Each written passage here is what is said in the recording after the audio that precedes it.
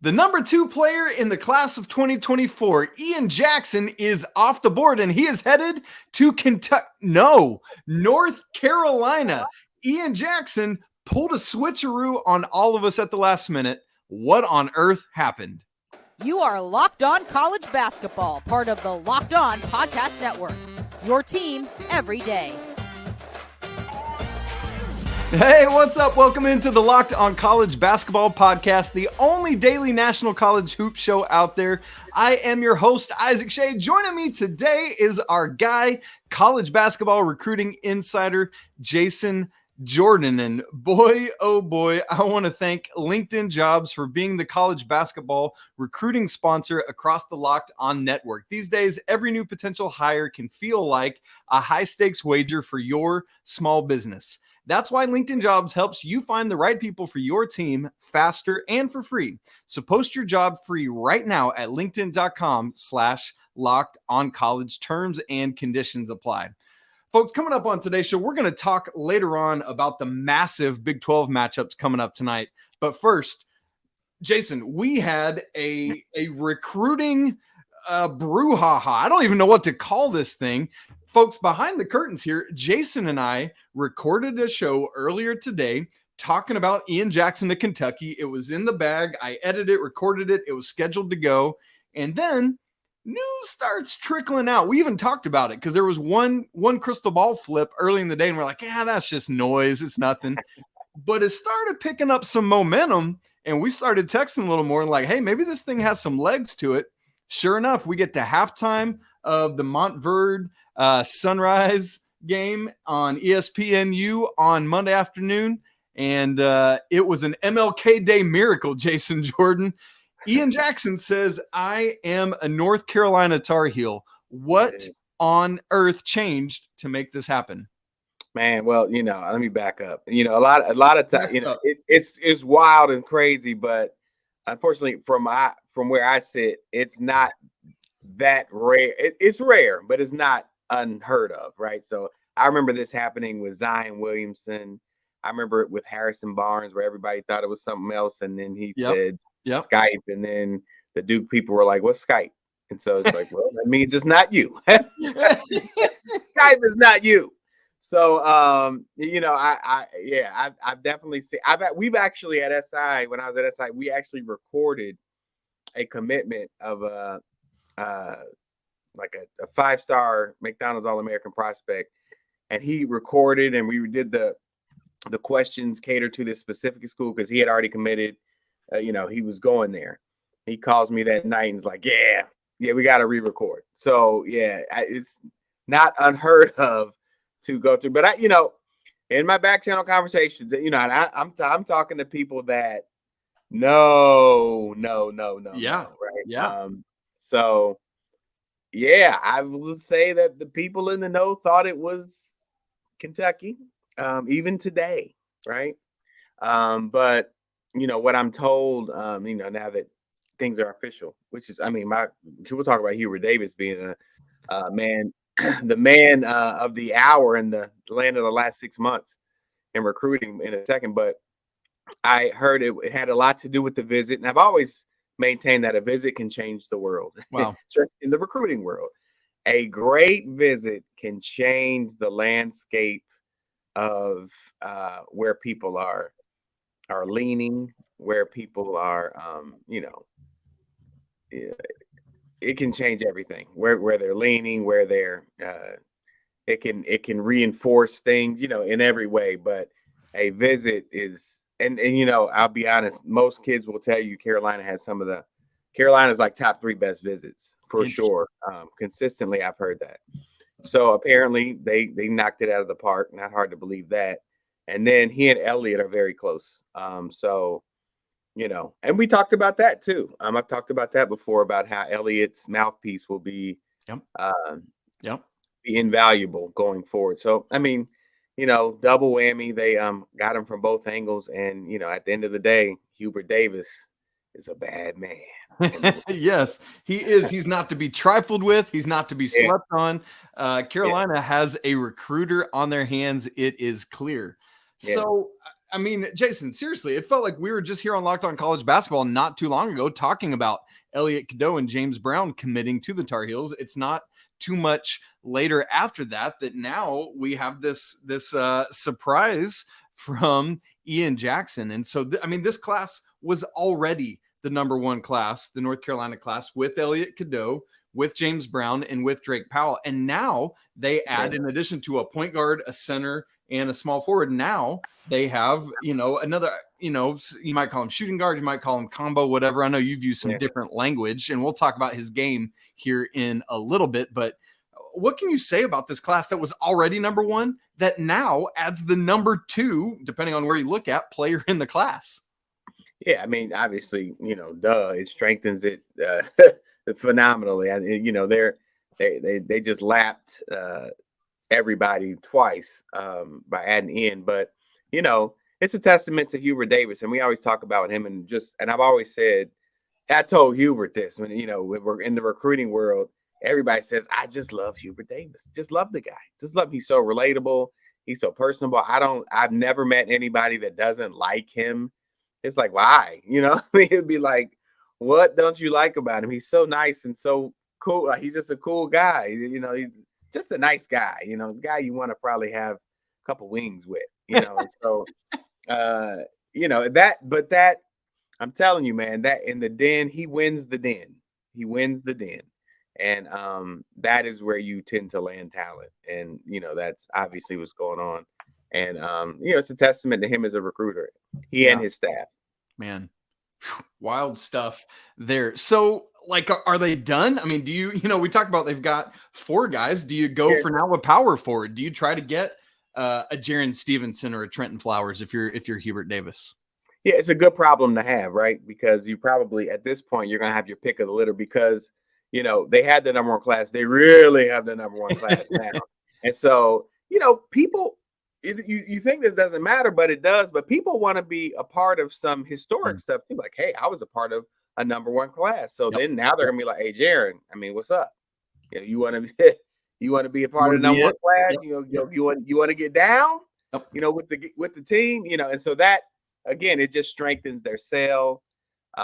This is huge, yes, but it's huge on levels that even fans don't understand, like the nuances of how this will register with recruits. It's huge. It's huge. And, do they go get another high school kid if they want to? I think they have their pick of the litter now, especially with the guys that are after, like Ryan Jones, Boogie. Again, that depend on Caleb Love and Jaron Stevenson. I think it just strengthens their sale, and that's a major win in every way. Yeah, you mentioned Boogie Fland, and my initial reaction to this, having not even really processed that Ian Jackson might go to North Carolina, is I know that North Carolina has been after Boogie Fland, Tre Johnson, some of these other guards, and my initial thought when I heard this news was, oh, Carolina's done then in the backcourt. But there's still that reclass option with Elliot potentially. I haven't really heard anything yet about Ian Jackson potentially reclassing, but like you say, there's still that Boogie Fland potential out there for Hubert Davis as well. Yeah, what I've learned is that it's always an option to reclass. There's nothing ceases to amaze me. Like I've been in situations where the kid was definitely old enough, he definitely reclassed back in the 7th grade or something, and then everybody said he was, and then he didn't, and then I heard, oh, he never reclassed. He's a true to his class guy, and then it's like, he got enough credits. It's like, wait, what? Okay, so that reclassification, everybody can reclass. Everyone can reclass. And so, don't be surprised if people, head out in Chapel Hill and they start to, worry about their careers and they go ahead and they move on. And don't be surprised if there may be 1 or 2 reclassifications. Who knows? Possibilities are endless. Oh man, it is a fluid situation in college basketball trying to build rosters in this day and age. I do not envy the coaching staffs, but we just get to sit here and talk about it. That's the joy of our jobs. Now, Jason, we have to get into the Kentucky side of this because for you and I, in that conversation we had earlier, this was a foregone conclusion as the building block of Kentucky's 2024 class. Yeah. We're going to have to talk about that in just a second. But first, I need to tell you that this episode is brought to you by Built Bar. You're looking for a delicious treat, but you don't want all that fat and calories? Then you got to grab a Built Bar. We just got through the holidays, and I know my goal is to eat healthier this year. If you're like me, where you want to eat healthier but don't want to compromise taste, then you got to get to Built Bars. Seriously, it's so delicious, and you won't even realize they're good for you. It's perfect for these New Year's resolutions. What makes Built Bars so good? Well, for starters, they're covered always in 100% real chocolate. And they come in unbelievable flavors like churro and peanut butter brownie. Not sure how all they do it, but they taste great and the macros are amazing. Only 130 calories, just 4 grams of sugar, and yet a whopping 17 grams of protein. So the greatest news is that now you don't have to wait around to order from Built.com.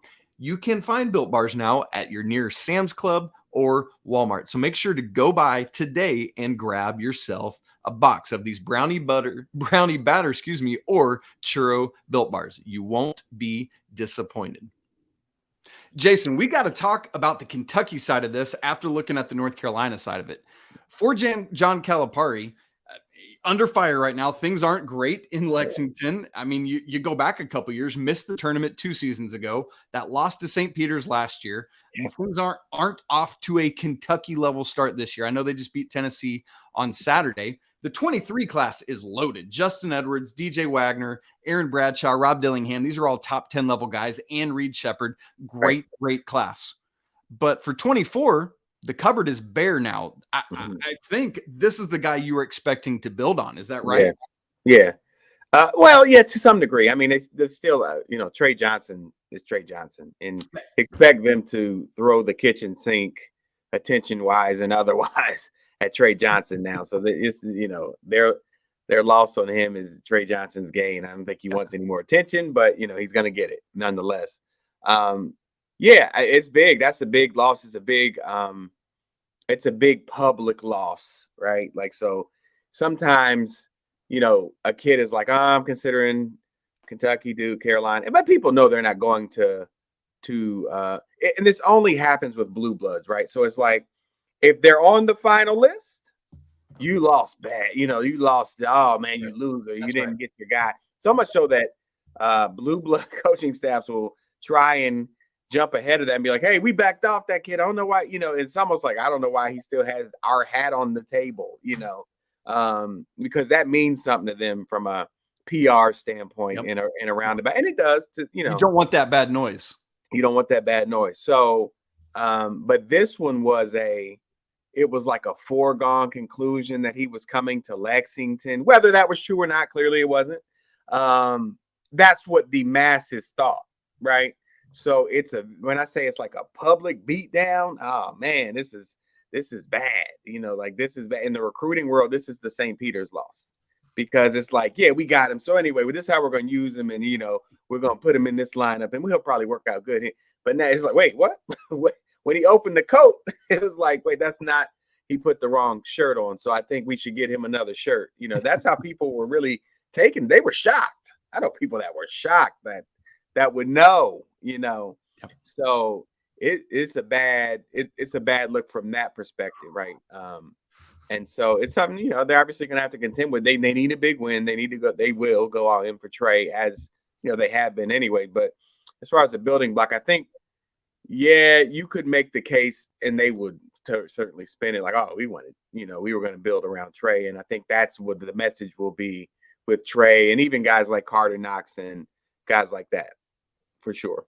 Yeah, absolutely. Well, and I know they're going to be anxious to get somebody in, because like you talked about Elliot Cadeau earlier, being that mouthpiece that helps get someone like Ian Jackson in. Like, how imperative is that to get that first piece so that A, you've got somebody especially a dynamic like a Tre Johnson or Carter Knox, Yeah. like you talk about, and then somebody that can hit the recruiting trail for you and be kind of that bluegrass voice in people's ears.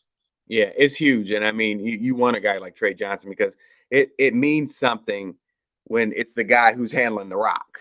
You know, it's the guy who's going to control and dictate the offense and the tempo and things like that. So you might want to, Kentucky's on Boogie playing, Tre Johnson, obviously. So you want one of those guys.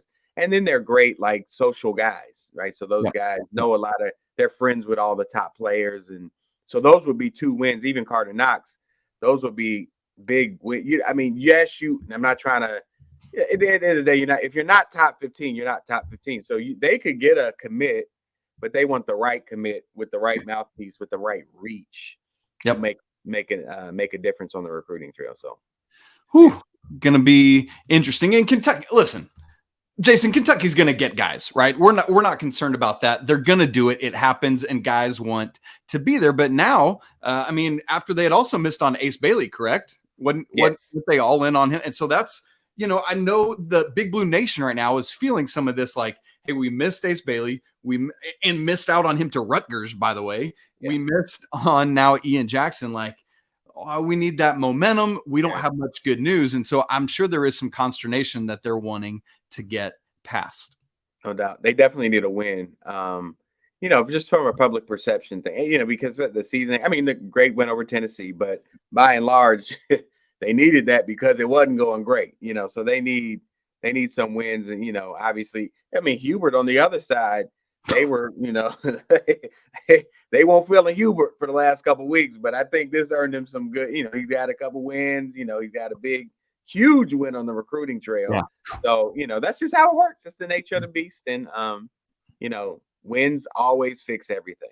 Don't they? Whether that's a win on the court or on the recruiting trail, it worked. Yeah. What have you done for me lately? Well, Jason, let's just say a couple words. We haven't actually said really much of anything about Ian Jackson's game. Right. Could you say just maybe a couple things about what you love about what Ian Jackson brings to the court? Well, I could talk about him being, a 6'6" athlete, 3-level scorer, a guy who gets to where he wants to on the court, pro game, likes post up, shoots over smaller guards. Great in like 2 dribble pull-ups, great off the second bounce on the offensive glass. What I really love about is his dedication on the defensive end. Like he's like he brings that energy. I don't know if it's like he's from the Bronx, so Bronx borough. Shout out to Pat Joe. But I think that mentality comes into play when you're from the Mecca. And so, I think he's a guy, he said this before. He said this for years. Like, he really tries to bring it on the defensive end. And that shows through on both ends of the court. But, obviously, the game comes really easy to him on both ends of the floor. And that's not something that I can say. He's the best two-way guard in the country. Wow. Right. But then you could say, well, Jay, he's the best. He could potentially be the best player in the country. So yeah, he's probably the best. But usually you don't usually say that about the best player in the country, that he's also potentially the best perimeter defender in the country. So that is definitely the thing that separates him and the thing that I love about it the most. That'll be fun to watch for Tar Heels fans. I know they are excited. Well, moving from the ACC and I guess SEC too, to talking about the Big 12, we've got 2 massive matchups tonight. The top 4 teams in the Big 12 standings are squaring off. What's going to happen? I'll get you ready for it in just a second. The top 4 teams in the Big 12 standings are in action against each other tonight, and it's going to go a long way to determining the Big 12 regular season standings. Cannot wait for these games. Here they are. Let me give them to you. Number 2, Kansas at number 13, K-State, 7 Eastern on ESPN. And number 10, Kansas at 14, Iowa State, 8 Eastern time on ESPN+. I don't know why we keep getting these big-time Big 12 games on streaming, but it is what it is. Make sure you find your way there. All 4 of these teams are top 26 at KenPom. They're a combined 59-8. Outside of 1 loss to Butler, who's 84th at KenPom, the other 7 of those 8 losses are all to top 32 teams in the nation. And so these teams are playing at an elite level this season, and it is going to be massive, massive games tonight in Manhattan, Kansas, and in Ames, Iowa. one of the best things is that, keep in mind, Big 12 is only 10 teams right now before they add next season. And so we get a true round robin 18 league games where everyone plays each other home and home. You play all 9 teams twice. This is the first of these exact matchups in both pairs. And so we get these. And then the great news is that we get them both again later, back in Lawrence, Kansas, when K-State will visit Kansas, and then back in Austin when Iowa State will eventually come to Texas. What's also awesome is, therefore, these games, these first 2, are both at the lower ranked school currently, although lower ranked is a relative term right now because they're all 4 really, really playing well. The other cool thing is that this is the 6th game in the conference schedule for all 4 teams. And so after tonight's games, we'll be exactly a third of the way into the Big 12 conference schedule, and we'll have a much better understanding of where things are at. To wit, let me tell you what happens in the conference standings based on how this goes.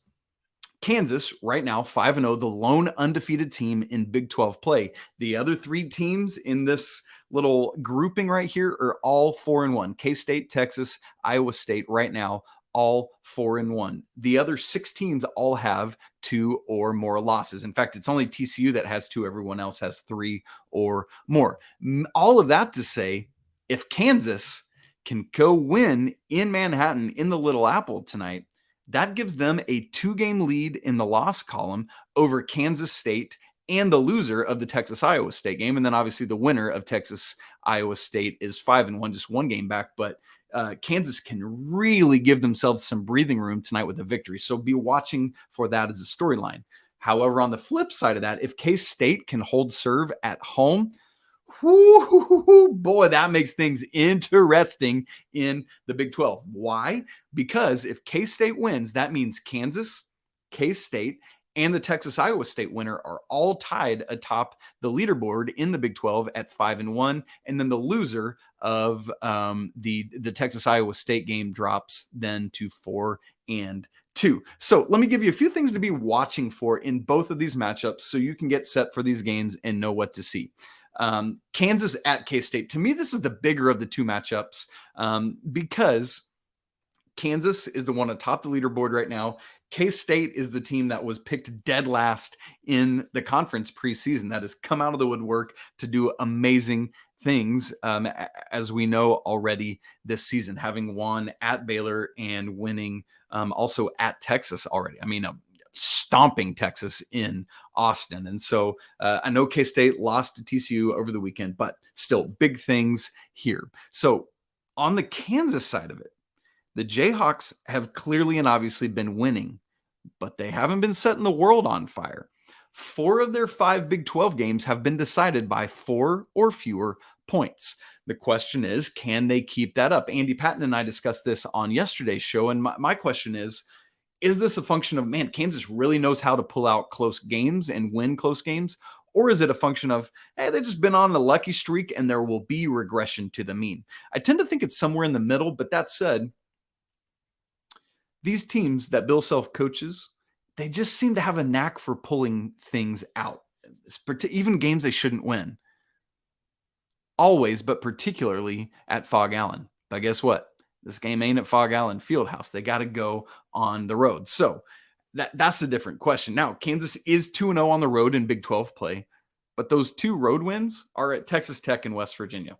So what? That doesn't tell me much of anything. At K-State, that's a different animal tonight. So I'm curious to see, can Kansas go in to K-State and continue doing what they've been doing? When you look at KenPom, both of these games are 2-point swings. The line is set at 2. For this one, Kansas is favored by 2 on the road. Interestingly, I didn't think they would be favored, but they are. So for me, I love this Kansas team. I believe on a neutral court, Kansas wins this one 7 out of 10 games. But at Kansas State, at Manhattan, give me the Wildcats in an upset alert watch for this one. I'm going to say they win by 3 with a big game from Tre Johnson. I really think it's going to be one of the most fun guard matchups of the entire year, because Marquise Noel from K-State and DeJuan Harris from Kansas are two of the best guards in the nation right now. They just so happen to both be in the same conference. I think they offset each other a little bit, but man, that's going to be fun to watch them go at each other. But I've got K-State winning by 3, both winning and upsetting Kansas at home and proving that Jerome Tang's team is very legit, if they hadn't already proven that to you. As for the other game, while I said the other one is a more intriguing game to me, this is the more intriguing storyline, and here's why. Keep in mind, in the offseason, Iowa State lost a guard by the name of Tyrese Hunter. Cyclone fans were losing their minds, thinking, I don't know, we're not going to be able to do it. Where did Tyrese Hunter go? Austin, Texas, who now returns to Ames, Iowa. You better believe Hilton is going to be rocking tonight for this one. So for the Iowa State side of things, here's the difference in them to me. For Iowa State, they go as Caleb Grill and Gabe Kalsher go. I've seen Caleb Grill go off this season. I've also seen him struggle, and when he does, Iowa State does. They've got to come out. Grill needs to be going. Kalsher needs to be going. Again, it's a home game, and so you expect them both to be, but is there that pent-up stuff that sometimes just comes out a little too much? But when Grill and Kalsher were right, the Cyclones are right. When they're not, it's tough. Should be a great night in Hilton. To me, the strongest 2 units in this game are another part of what make the storyline interesting. Texas offense is elite level, top 10, top 5, perhaps even in the nation, depending on who you ask. And Iowa State's D is not as elite as Texas's offense, but is extremely high level this season. And so something's got to give there between Iowa State's defense and Texas's offense. On the road, I'm going with the home team and their defense to have a little bit more there. KenPom has this game. Iowa State, though they're ranked lower in the AP poll, as a 2-point favorite at home. And I'm buying that. Give me the Cyclones at home to win and cover. I mean, goodness, they almost knocked off Kansas in Fog Allen over the weekend on Saturday. Gabe Kalsher, massive shot near the end of the game, but then Kansas did just enough to hold on in the end. For Iowa State, their only other losses other than losing to Kansas, are UConn. That's great. Fine, whatever. And Iowa. I can palate both of those. Iowa State is for real, but they need Caleb Grill and they need Gabe Kalsher, and that's what I'm watching for in that game. Man, going to be 2 massive, massive games in the Big 12 tonight. Again, going to be huge for helping determine regular season standings in the Big 12 to help 2 of these 4 teams get a leg up on the others. So make sure you tune in to both of these matchups. Been a great day here on Locked On College Basketball. Thank you so much for tuning in. Please do not forget to subscribe to the show on YouTube. Just as simple as pressing that little red button. Giving us some comments. We want to hear your thoughts on Ian Jackson's commitment. We want to hear your thoughts on these 2 Big 12 games. And please give it a little thumbs up, a little like. That would be great as well. Andy Patton will be back with you tomorrow. Great stuff on the Pac-12. Make sure you tune in for that. And until then, peace.